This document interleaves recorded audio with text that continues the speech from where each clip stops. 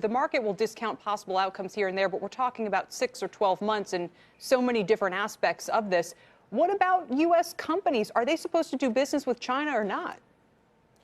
So both leaders have an incentive to kind of cool it a little bit and de-escalate because both economies are looking a little bit wobbly. And again, in going into an election year, I don't think that President Trump wants to push the economy into any further, down the road towards a recession, and I don't think she wants to either. So that's the reason why we're seeing both sides sort of calm a little bit and buy some time. That said, I don't think that even an interim deal is going to take trade or China off the table in terms of destabilizing issues going forward.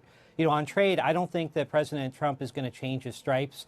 The whole interlude with Mexico, I think, convinced him that tariffs can be an effective tool against multiple partners. He talked going to the G20. He talked about, complained about Vietnam, complained about India. He has potential tariffs lined up against the EU and Japan.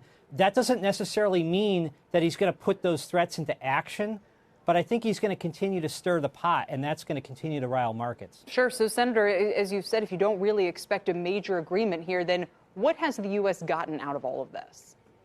Well, I mean, they've gotten attention to the fact that China cheats and China needs to be dealt with. True. And so to the president's credit, on the debate stage in the Democratic Party, people are talking about China. I don't know that that would have been true 2 years ago.